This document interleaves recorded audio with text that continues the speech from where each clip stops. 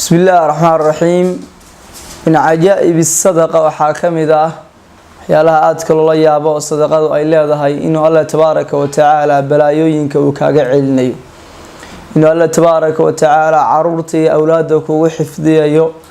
إنه الله تبارك وتعالى كو عافيه إنه الله تبارك وتعالى جدكاقع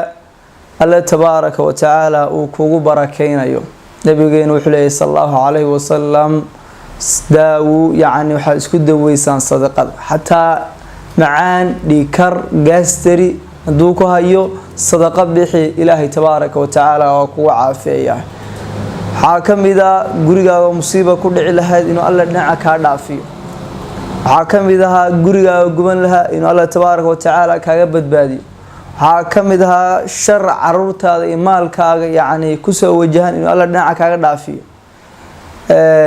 Qiso nin oday ahaa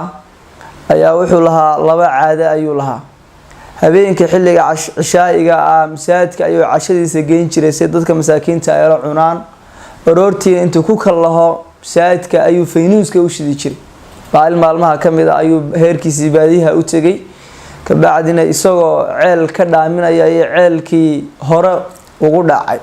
ceelkii laga soo saari kar waayay kabacdin odaygu waxa lagu dhintay ceelkiiba lagu awday waa la iskaga tagay 10 sano markay ka soo wareegtay ayaa ceelkii dib lagu soo noqday oo dhulkii abaar naf iyo maal basaameeyay ceelashii dhan ay qalajiyeen bal ceelka halkaas ceel ahaan jirtay waa kabacdi waa la qoday mise odaygii baa ku jira kaliya waxa iska bedelay yaani shaarubihiisa iyo suniyiisa ayaa ciroobay